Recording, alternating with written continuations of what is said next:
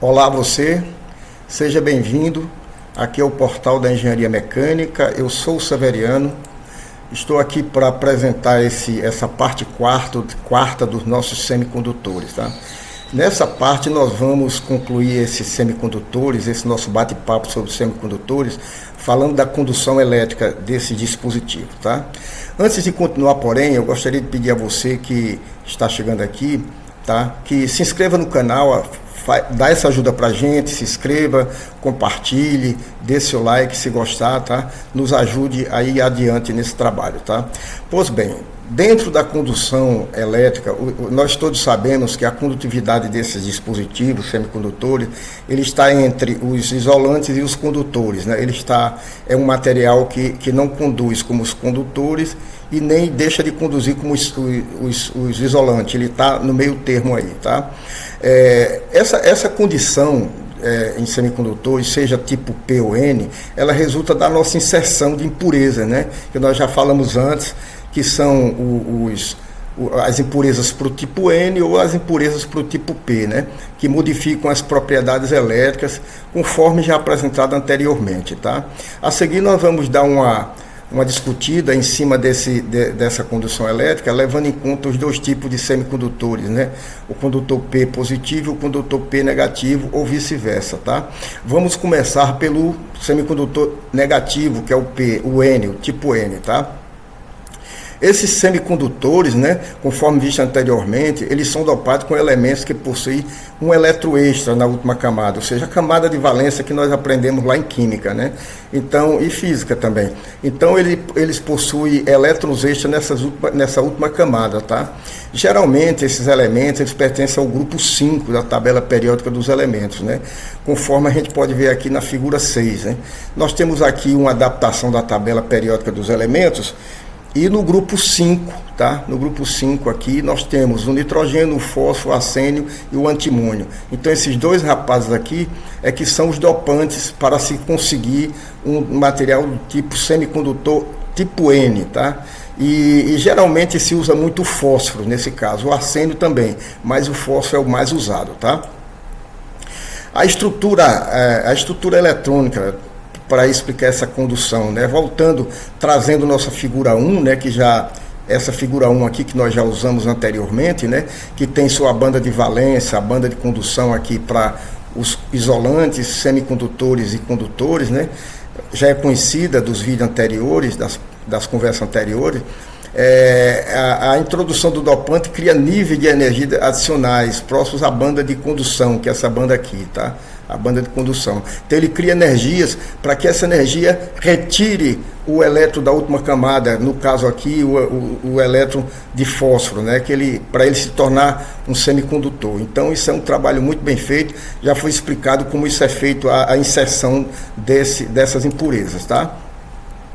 Esse elétron extra do dopante, ele é fracamente ligado ao núcleo do átomo, né? Ele não é muito bem ligado.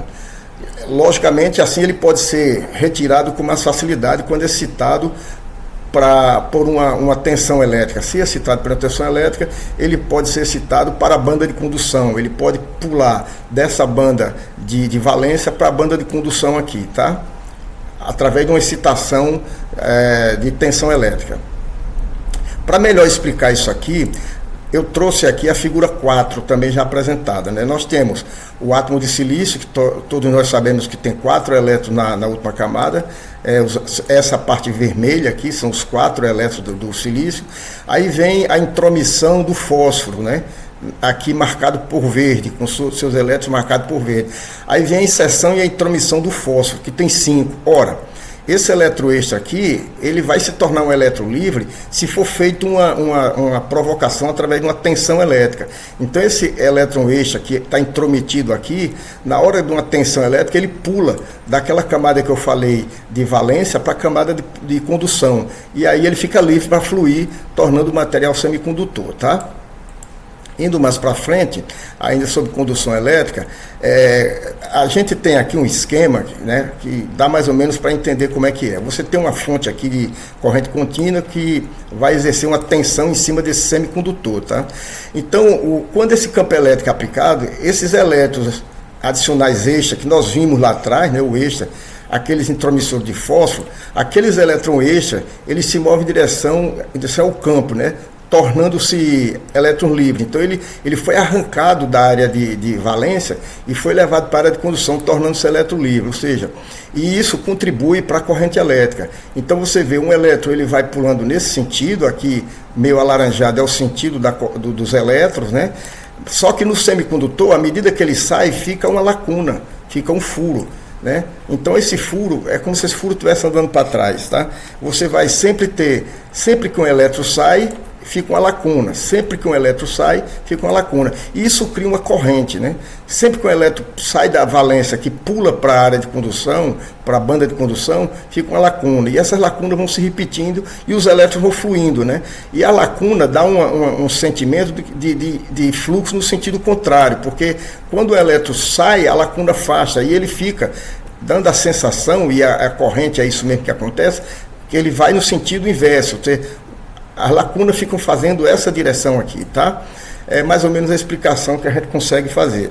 O fluxo de elétrons livres é o principal responsável, no caso aqui do tipo N, ele é o principal responsável pela condução elétrica, né? Que ele vai fazer esse percurso aqui. Não são as lacunas, porque as lacunas, como a gente vai ver na frente, são minoritárias, e os elétrons são majoritários aqui no semicondutor tipo N, tá? Então, indo mais para frente, isso que eu falei anterior, né, os portadores de carga, no tipo N, no semicondutor tipo N, os portadores de carga majoritários são os elétrons, né, designados por N, enquanto os portadores minoritários são as lacunas. Por isso que esse material, ele é um material tipo N, ele é um semicondutor tipo N, porque quem é majoritário são os elétrons e não as lacunas, né? Que são essas lacunas que são criadas pela ausência de elétrons na banda de valência, como eu falei. Toda vez que um elétron sai, se cria uma lacuna, tá? Se cria uma banda. Então, vamos partir agora para o tipo P, né? O semicondutor tipo P, nós estamos falando no contexto da condução elétrica. Para esses semicondutores tipo P, né? Esse semicondutor tipo P, semelhante aos N, né? Eles são dopados com elementos que possuem um déficit de elétrons. Em vez de ele ter elétrons sobrando na última camada, ele tem déficit de elétrons. Quem são esses elementos? Exatamente o boro, o alumínio e o galho, que são do grupo 3. Aqui o grupo 3, o boro, alumínio e o galho. Geralmente usa-se muito o boro, né? Mas também se usa o alumínio e o galho. Mas em maior proporção, o que a gente tem percebido é que eles são dopados mais com boro, tá? Não quer dizer que é a maioria, é o que eu conheço, que eu vejo mais com boro, tá? Com esse elemento boro. Então, essa daqui é a forma de dopagem dos semicondutores do tipo P, conforme mostra a figura 8 aqui, tá? Figura nova, que nós estamos introduzindo agora. A estrutura atômica, trazendo de volta a nossa famosa figura 1. O dopante ele cria lacunas, ou seja, furos, né? Aqui na banda de valência.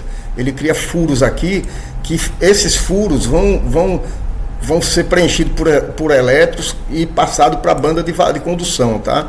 Então, o furo na banda de valência, onde o elétron poderia estar. Deveria ter um elétron? Não tem. Tem um furo. É como tem falta de elétron, o semicondutor se torna positivo. Ele não é um semicondutor negativo, é um semicondutor positivo. Por quê? Porque essas lacunas, elas atuam como portadoras de carga positivas, tá? Para explicar melhor isso aqui, como eu fiz no caso do tipo N, né? A gente traz aqui o elemento fósforo, né? Aqui é uma figura que mostra o silício dopado com boro.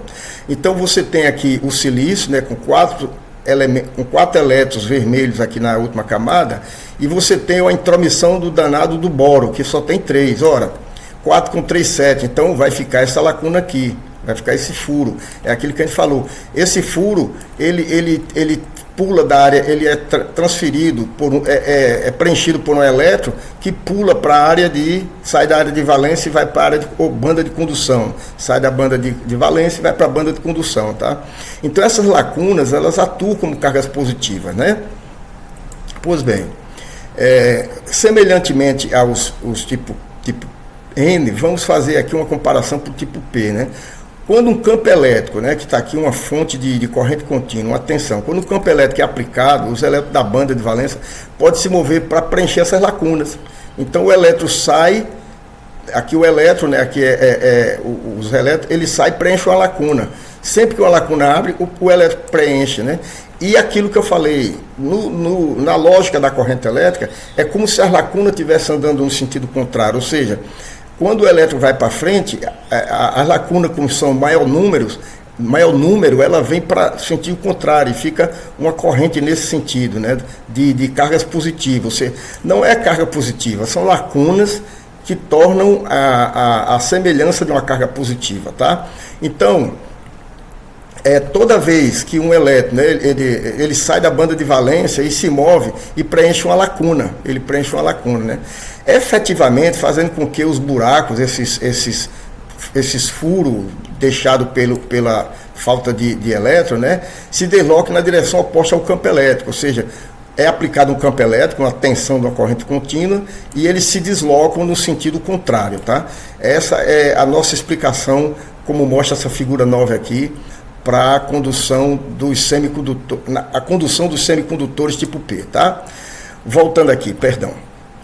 Assim, né, só explicando aqui, o movimento dos buracos é responsável pela condução elétrica. Não é a corrente elétrica dos elétrons, e sim dos buracos ou furos. Eles é que são responsáveis pela condução elétrica, né? Vamos para frente. Então, perto de terminar essa nossa conversa, para concluir o assunto sobre semicondutores, né, no tipo P a gente já viu que os portadores majoritários, nos N, os majoritários eram os elétrons. Nos portadores de carga, os portadores de carga majoritários no tipo P são os buracos P's, né? Enquanto os minoritários são os N, os elétrons. Por isso que o material é do tipo P. Como lá a maioria era elétron, ele era um material tipo N. Como aqui a maioria dos portadores de carga são lacunas que são semelhantes a positivo, ele se torna um semicondutor do tipo P, tá? Estamos no final desse vídeo. Eu agradeço a todos vocês aí que chegaram até agora, né? Eu espero que vocês se inscrevam no canal, ajude a gente dando o seu gostei, né? Para ver se a gente consegue ir para frente com esse portal, tá? Com a conclusão dessa parte 4, nós terminamos nossa conversa sobre semicondutores. A intenção do portal é trazer um assunto extra, como esse assunto semicondutores é um assunto extra do nosso portal. A nossa intenção, a gente está vendo a possibilidade de falar desse assunto específico, o próximo ser supercondutores, tá? Tá bem assim? Pois bem, muito obrigado, tá? Eu agradeço a presença de vocês, um grande abraço e até o próximo. Tchau.